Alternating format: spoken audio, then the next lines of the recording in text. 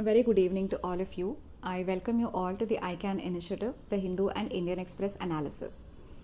So, now before we start with the topics of the day, I want to tell something about the first section that we were doing, which is about the motivational story or personalities or quotations or whatever it is.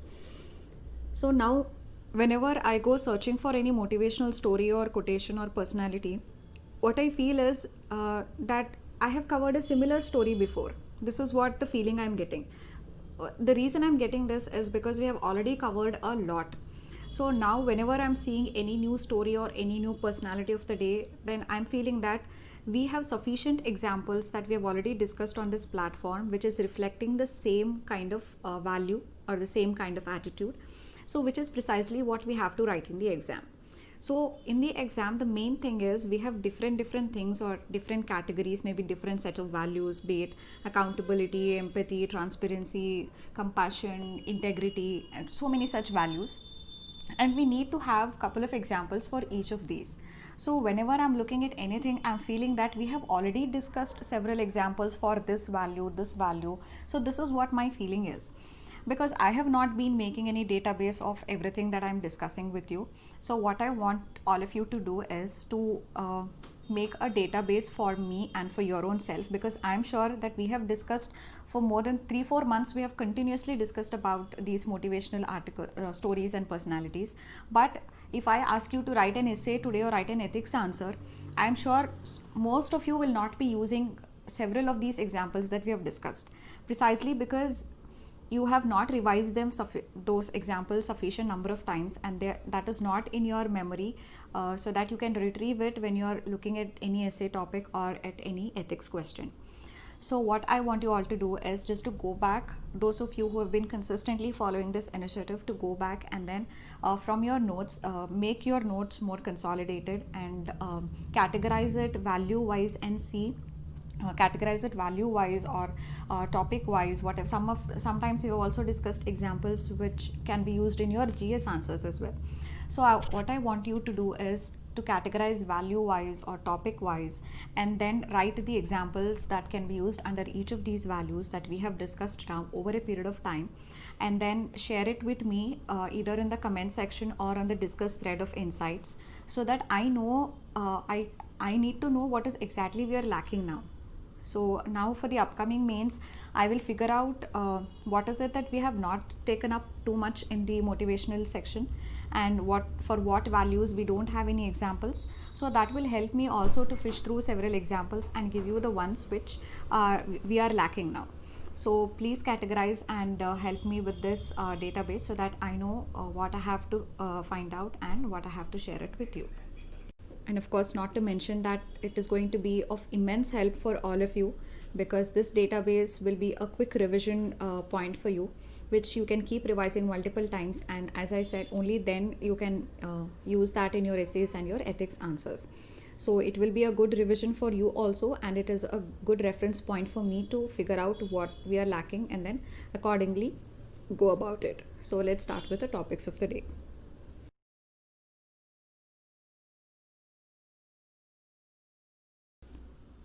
Let's start with the first topic of the day. So the first topic is about freedom of expression. You may have a question which is more broader, that talks about the issues related to our fundamental rights and the way they are implemented. So in which case you will definitely write about the limitations on the freedom of expression. Or you may have a very specific question on the freedom of expression itself, because there are several legislations that have been in news recently that have had an impact on the freedom of expression. So definitely this is a part of the constitution, and therefore it comes under your GS paper 2. So if you have a broader question on the freedom of expression, you will definitely be covering about the law on sedition, which is 124A of IPC. Then you will be covering about the criminal defamation, which has a chilling impact on the freedom of speech and expression. You will also be covering about the contempt of court. So these are some of the things that you will definitely be covering when you're writing an answer on the freedom of expression. Apart from this, there have been several instances where many books have not been published. They have been banned because it hurt the sentiments, religious or otherwise, of a section of the society. Similarly, screening of movies have also seen a lot of hurdles. The recent example being the Padmavat, because certain again the section of the society, so feelings are being hurt because of that movie. So in this case, again, one more classic example of hindrance to the freedom of speech and expression is, in this case, a movie called as 800. So this is about to be made, and actor Vijay Sethupathi, who is very popular in Tamil Nadu, was about to play the lead role in this movie, which is basically a biopic on Muttaya Muralidharan, who is a legendary Sri Lankan bowler. But then several sections of the people in Tamil Nadu, particularly from the Tamil Nadu film industry and also the politicians in Tamil Nadu, they have been voicing opinions against this movie, and he also received several threats that he must not be a part of this movie. The reason is that Muttaya Muralidharan is a Sri Lankan, and also there are the people who are opposing Vijay Sethupathi from becoming a part of this movie. They are saying that Muralidharan had actually whitewashed genocide. So that means whenever when the ethnic clashes were happening in Sri Lanka, and the way the Sri Lankan army unleashed its force on the LTTE, so at that time that was not being criticized by Muralidharan, and also he did not raise his voice against the Sri Lankan state that was a part of all these ethnic clashes. So that is why they don't want Vijay to be a part of this movie, and therefore now finally the actor has succumbed to all these kinds of threat calls and has finally said no to the movie and has now withdrawn from the movie. So even before the movie is made and released, and then the audience thinking and formulating their opinion about whether the movie was good or bad, has it hurt anybody's sentiments or not. So even before the movie is made and released, now the main lead of the movie has himself withdrawn from the movie. So this is again, it can be used as an example when you're writing about the freedom of expression answer. So now we move on to the next topic. The next topic we'll be seeing is about the defense indigenization. So defense and security is a part of your GS3 syllabus. Even before on ICANN platform, we have discussed about the self-reliance in the defense manufacturing and some of the issues related to it. So this whole article was about the failure of the offset policy of the government, and thereby it led the government to dilute the offset policy itself. So this offset policy has a lot to do with defense indigenization, that is making India self-reliant in defense manufacturing. So that is why it's important for us to understand the offset policy and its failure, because whenever we are talking about, or if we are writing an answer on defense indigenization or self-reliance in defense manufacturing and the issues related to it, then one of the important issue is going to be the failure in implementing the offset policy. So that is the reason we'll be discussing this now. So now first of all, let's understand what offset policy is. So firstly, India is one of the major defense importers. So it doesn't manufacture a lot of defense equipments domestically. So India is reliant on a lot of defense imports. So for this, it will have to negotiate with the bilaterally, so thereby forming some bilateral agreements or defense cooperation agreements bilaterally, or it could be just a contract signed with a single seller from some other country. So in any case, what the offset policy was about is, whenever the bilateral agreement, the defense agreement or the single seller, they are to invest in India, or they are to import, if India is importing defense equipments and manufactured products from that seller, then there is what is called as an offset clause. What this offset policy says is, these sellers will have to source 30% of their products or their raw materials or whatever it is from India. So that 30% sourcing should be done from India itself. And also, so first of all, when we say that 30% of the sourcing by these players will have to be done from India, it is going to encourage domestic manufacturing in the first place. So 30% of whatever is the contract value. So 30% of the contract value will have to be sourced from the domestic manufacturing industries only, or the domestic offset partners. So that is how the 30% of the value of contract will have to be sourced domestically itself. This means it is going to encourage the domestic manufacturing of defense products. Apart from this clause, there are also other clauses which relate to transfer of technology.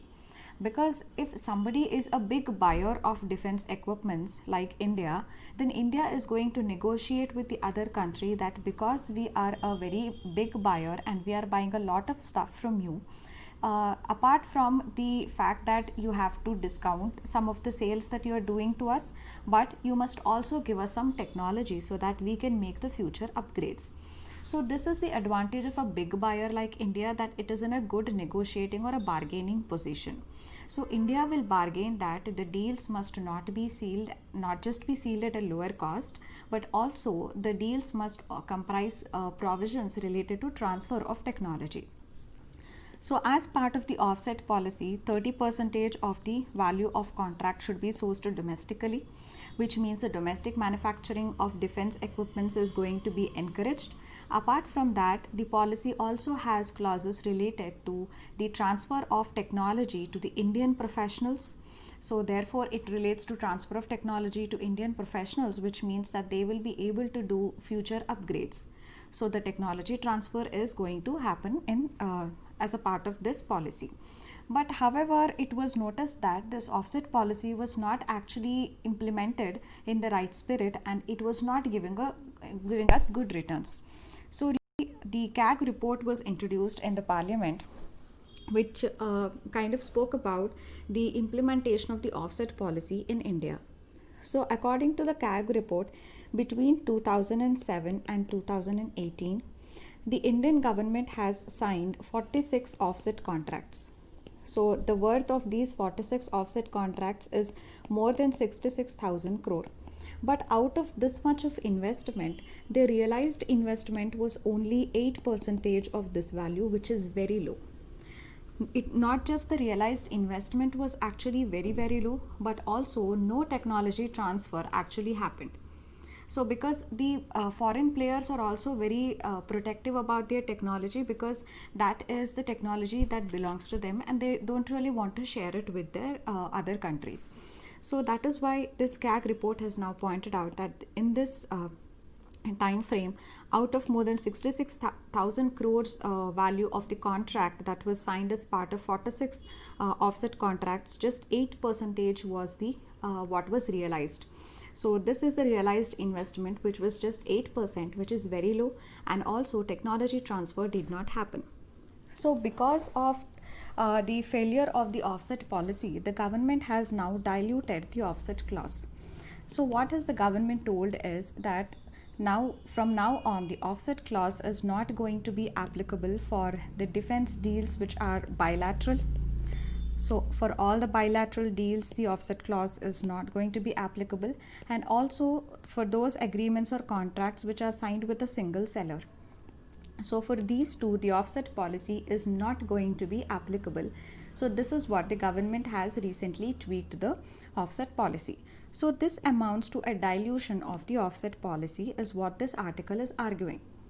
So we know that the biggest advantage of the offset policy was that it would increase and encourage domestic manufacturing and technology transfer. But however, now that this offset clause has been diluted, that it is not going to be applicable for bilateral contracts and also single seller contracts, then that amounts to a dilution of the offset policy. And almost all of, or a majority of the defense contracts that are signed are either bilateral or single seller, which means it is almost like the offset policy or the offset clause has now been given a burial and it is no longer in operation. So that is the extent to which this offset policy has now been diluted by the government. So what this editorial is arguing is that offset policy was actually a very good policy to encourage defense manufacturing. Particularly today we are talking about self-reliant or Atmanirbhar Bharat, which again one of the important components of that is the defense manufacturing, because India is one of the major defense importers and we depend a lot on defense imports, mainly on Russia and United States.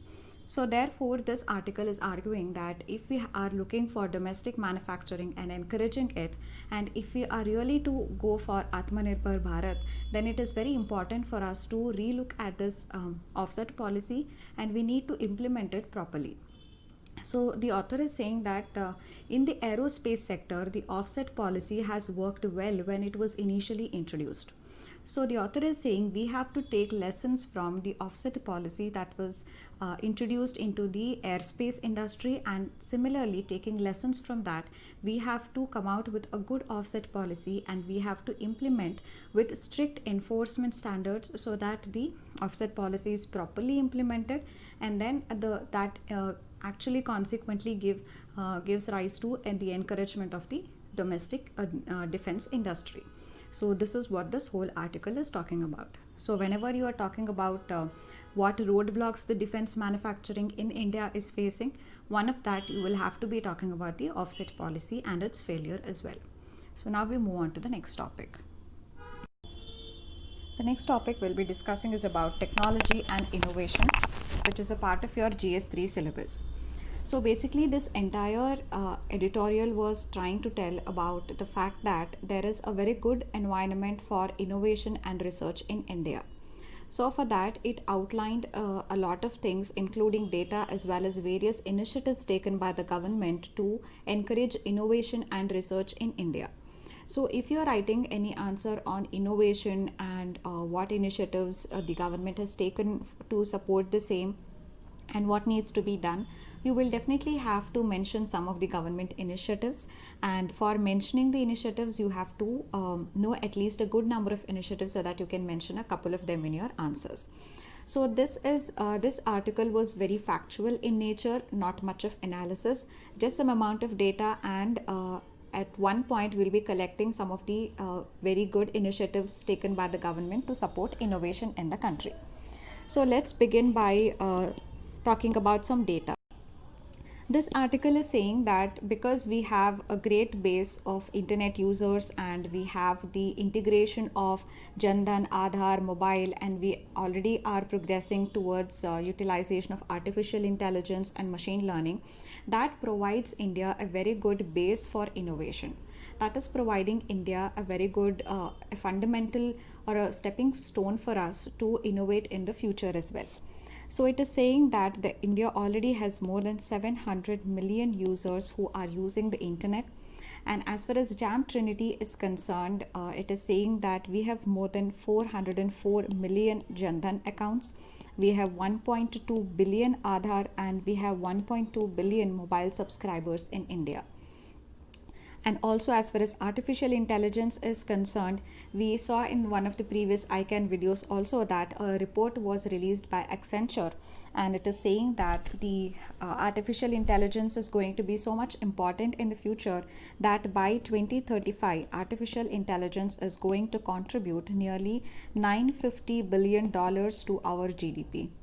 So this is the importance of artificial intelligence. So all of these things form the base for what is called as a technological innovation that can be done currently and in the future. So this is basically all this data collectively talks about the huge potential that India has to innovate in the field of technology. Later on, the article goes on to enumerate various initiatives taken by the government, which we will quickly go through because it is very factual and you must have also learnt about all these for your prelims examination. So first is the INSPIRE, which is the Innovation in Science Pursuit for Inspired Research. I don't know how you're going to remember this. Just keep reading it multiple times and you will automatically remember it. So it is Innovation in Science Pursuit for Inspired Research. Then we also have Ramanujam Scholarship. We have Kiran. Kiran is nothing but the Knowledge Innovation in Research Advancement through Nurturing. So Knowledge Innovation and Research Advancement through Nurturing. Then we also have Smart India Hackathons. We have Atal Innovation Mission. So these are the common ones which all of us remember.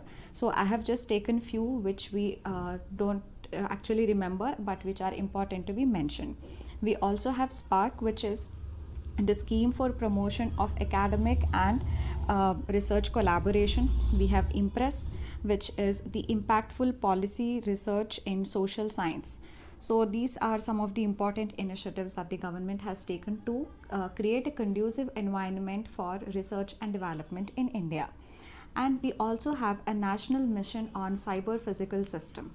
So this is talking about the interface of the cyber and the physical world, and also it is a mission which is trying to encourage the emerging technologies, be it artificial intelligence, machine learning, deep learning, internet of things, robotics, big data, quantum mechanics, so all of that. So this is trying to encourage these emerging technologies, which is the national mission on cyber physical systems. Apart from this, in just 2 weeks before, we saw in the ICANN videos about RAISE. So RAISE is an initiative that the government of India has taken. It was a summit that was organized to talk about the utilization of artificial intelligence for social empowerment. So RAISE stood for Responsible Artificial Intelligence for Social Empowerment. So it was a RAISE 2020 summit was held recently, in which all the academicians, all the research scholars, they gathered together and they brainstormed. Of course, it was virtually done, and they brainstormed about how artificial intelligence could be used for our social empowerment. So this was about RAISE, about which we had already discussed. And also recently what was conducted is called as a Vaibhav. So Vaibhav was Vaishvik Bharatiya Vaigyanik Summit. So this was again a summit. So as the name itself says, it was Vaishvik Bharatiya Vaigyanik Summit. So it was a collaboration, or it was a get together of more than 3,000 overseas Indian origin academicians and scientists from more than 55 countries across the world. And again, what they did was to get together and also ideate on the possible solutions to the emerging challenges in the global world. So this is what the Vaibhav Summit has done. In fact, the Prime Minister has called it as a true Sangam, which is the true confluence of great minds to find out some sustainable solutions to challenges facing India. So this is about Vaibhav. So these are the recent government efforts to encourage research and innovation, not just in the economy or the technological sphere, but also how these can be improved or utilized for our social empowerment as well. So this was purely a factual one, and you have to remember at least some of these steps so that you can mention them in your answers. Now we move on to the next topic. So next topic we'll be discussing is about the role of National Green Tribunal, or also about environmental degradation. So if you have a question on the role of NGT, and 2 classes before we also discussed why NGT is important this year, because it is 10 years since the formation of NGT, and you might get a question on that. So you can quote this as an example of the cases that have been decided by NGT. And also, whenever you're writing any answer on environmental degradation, this can again be quoted as an example. And you also have a specific topic of environmental clearance and environmental impact assessment in your GS3 syllabus. So even in that, you can quote this as an example. So basically, it's about the Kaleshwaram lift irrigation project. So what the NGT has now told is that before this particular project started, it had to get an environmental clearance or an EC, which it did not get. So the work on this project was started, and the environmental clearance was only granted ex post facto. So that is, after the project had started and after substantial amount of work on this lift irrigation project was completed, after that the environmental clearance was granted by the Ministry of Environment, Forest and Climate Change. So this is what was pointed out by NGT in its latest decision, that the clearance given to the Kaleshwaram lift irrigation project was ex post facto, and that too after substantial amount of work on the project has already been done. So this has led to a violation of the law, and therefore NGT has now in its judgment told that a 7-member expert committee has to be set up, and this expert committee is going to go through in detail what kind of damage has this project caused to the environment, and based on that detailed assessment, it is going to make recommendations or suggestions about what action should now be taken. So this can be used in while you're talking about the role of NGT or about the environmental laws and how they are not implemented or poorly implemented in India. So now we move on to the next topic. This topic is it's basically about the Malabar exercises that are going to be held recently. So, how this Malabar exercise has an impact on the India-China relations or on the Quad initiative, or if the question is about broadly talking about the Indo-Pacific in general, you can use this as a fodder material in each of these topics. So basically, Malabar exercise is a naval exercise that India used to hold with United States and Japan in both Bay of Bengal and Arabian Sea. So Australia had always been eager to join the naval exercises, this trilateral naval exercise or the Malabar exercise, but India has always been very reluctant to let Australia join the exercise. So this main roadblock for that was China. So India always thought that allowing Australia to take part in this exercise would come out as a military element of Quad, because again all the four countries forming the Quad will be taking part in these exercises. So India was always reluctant to admit Australia because it felt that admitting Australia into this exercise would come out as a military aspect of Quad, and that might offend China and attract the ire of China. So, but now after China's aggressive aggression in Ladakh and Galwan Valley, now India has decided to go bold on its relations with the countries. So now the Quad meeting has been held recently, about which we have already discussed. And now India has invited Australia also for this year's Malabar exercises. So this shows now how Indo-Pacific as a region is emerging a lot more important, and this also shows how the geopolitics in the region is playing out and how the countries are collaborating together to counter the emergence of China in that region. So this Malabar exercises and the admission of Australia into this can be quoted in each of these topics that is being given in the title of the slide. So now we move on to the next topic. The last topic is about the police reforms, about which we have already discussed multiple times before. So I'm just going to quickly go through this article. So the first part, it's talking about sensitivity. So police are mainly trained in their training academies about the laws that they have to implement, about the rule books and all that. But then a lot less of sensitivity training is being given to the police officers. So this editorial is saying that we need to focus more on sensitivity training so that the police become more sensitive towards the people, towards the women, towards the backward classes, and so the sensitivity aspect of the police needs to be improved through sensitivity training. The second part, it's talking about improving the accountability on part of the police. So now police are mostly policed by themselves. So there is the independent complaints authority is hardly in functioning. But this article gives several examples of such independent police complaint authority which are functioning in various parts of the world. For example, there is a police ombudsman in Northern Ireland. There is an independent police conduct authority in New Zealand. So these are those mechanisms where the public can complain against the police excesses and abusive use of power by the police. So these are independent authorities, and the public can complain to these authorities about the misuse of power by the police, about the police excesses. So this is going to enhance the accountability on part of the police, because these are going to be independent bodies and they don't comprise of police personnel. So it means that the dirt is not going to be hidden under the carpet, and it's going to come out, and that is going to fix the accountability on the police personnel. So, and lastly, it is talking about the police strength. A report by Common Cause has said that only 77% of the sanctioned strength of police officers in India are actually being filled, and the rest of the rest of the posts are vacant. So out of the 22 lakh sanctioned posts of the police in India, nearly there is 5.3 lakh posts which are lying vacant.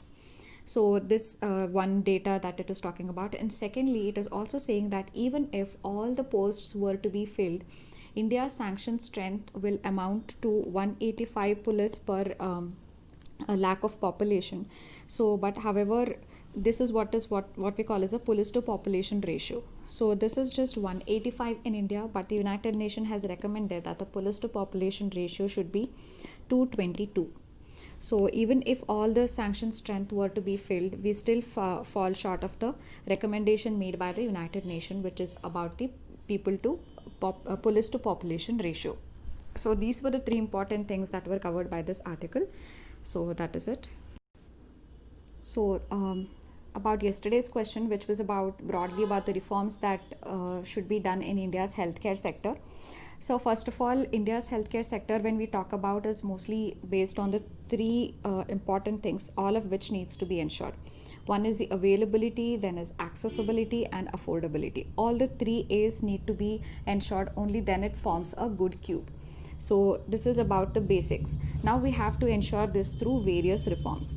So at the beginning, it is about the fundamental building blocks. Before setting that right, no further reforms can happen. So these are the building blocks. When you're talking about the building blocks, it can be about the finances. So when we talk of finances, we know the current spending in terms of the percentage of GDP on the Indian healthcare sector and what should actually have been the spending. So how inefficient, or sorry, how inadequate the current spending on the healthcare sector is. Then among the building blocks also comes your institutions. When you talk of institutions, it is the medical colleges, the regulators, how the medical colleges need to be regulated. There are mushrooming of private medical colleges. The quality of education needs to be regulated, and ethical practices need to be imbibed by these institutions. Then another building block is about the personnel, where you talk about the patients, the doctors ratio in the country, the doctors and patients ratio in the country. So all of that, how many nurses are there. So those personal stuff, and how there is a scarcity or shortage of doctors in the country, we'll be talking about all that. Now once these building blocks are set right, the second next thing comes the governance. When you're talking about the governance, you can talk about the decentralized model of governance of the healthcare system, where the panchayats are given a lot of power to hold the district hospitals more accountable to the people and the way the healthcare services are delivered.